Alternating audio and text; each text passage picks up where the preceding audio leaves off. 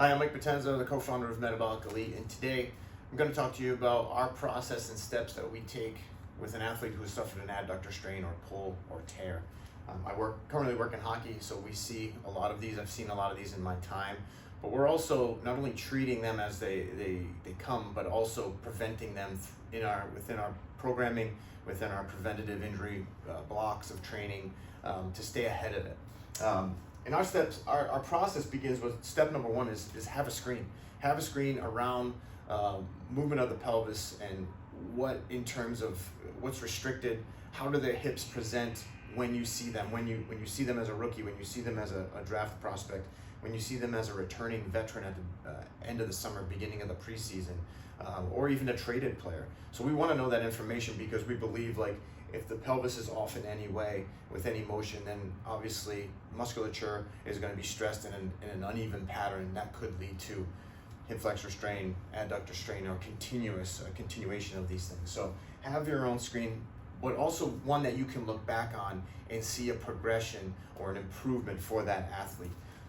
The next step is understand the diagnosis. Are you dealing with just edema at the lowest level that's easily manageable through modalities, or are you dealing with a percentage of musculature or tendon or ligament that's torn at a high percentage, or even a low percentage that's going to extend the timeline out and make you take a little bit more time with your rehab. But also, even if you have to understand if it's going to be a complete repair or if a surgery is going to be required. So from there, when you understand the diagnosis, you're going to look at the healing timelines, which for me, over the last 5 years, that's become more and more important and more of an area I've wanted to look at, because whether it's tendinous, whether it's myotendinous, whether it's ligament, bone, maybe a nerve component, there's going to be different timelines of healing. So if we can, as performance coaches, if we know those timelines of healing and learn from our doctor's diagnosis, our PT's diagnosis, what they are, it's only going to help to polish our programming to be even more high level and optimal for the athlete. I think that's a critical piece, and there's a lot of great literature out there, some dating back to the late 90s and early 2000s of tissue healing timelines that we should know. So when you look at this timeline, early stage of injury, I've listed kind of where we start our rehab exercise, and even so, a lot of our preventative injury training blocks are built out of these exercises that I'll discuss. But when we're in the early stages of injury, all the way down through the return, we're going to start with some isometric positions, which is common, right, in rehab. So our first one is really going to focus on integrating the core and the adductors in sequence and creating a stable lumbopelvic hip complex. This is traditionally done on the table, but it's very methodical. They're long isometric holds.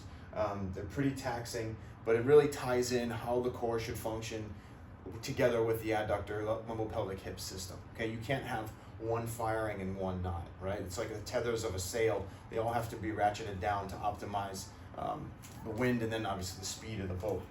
The next area is going to be our athletic stance positions with isometric holding and perturbation. So the isometric hold in an athletic stance would be through abduction and adduction stress and influence and feedback to the athlete.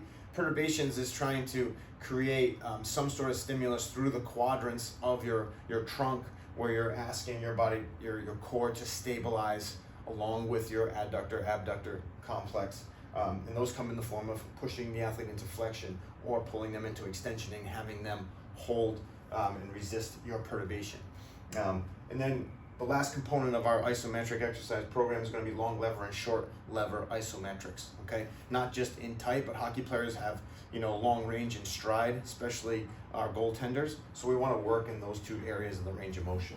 As we move into the dynamic portion of exercise on this rehab continuum and course to return to play, we'll get back to traditional eccentric and concentric exercise, loaded, obviously, and then there may be a controlled tempo component of that brand of exercise that we have there. As we continue to return, we advance the dynamic exercises in more of a way where oscillatory movement is a component.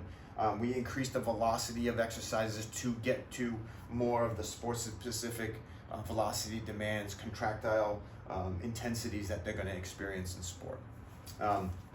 I'll leave you with three things. Number one, you can define your return however you want. For me, I've always defined it as return to practice.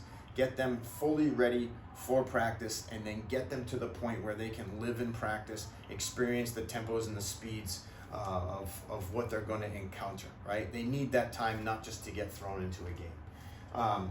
Secondly, it's okay to take as much time as you need for the rehab. You shouldn't feel rushed, you shouldn't feel pressured, and at the same time, you don't want to obviously take an overabundance of time that the tissue healing timelines are calling for through the research. But at the same time, I always say, like, dinner will be ready when the smoke alarms go off. So you want to make sure once they feel really good, take another week. Let them really marinate in that plan for it. And my third piece is, even before this occurs, I go back to the screen and like a prequel or pre-step one is that in your programming, you should have some sort of injury preventative type block or exercises within your program that address all of these for this specific area that's a major injury to a hockey player.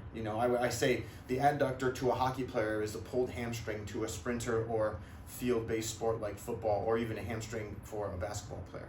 So those are the three things I leave you with that you can apply to your programming.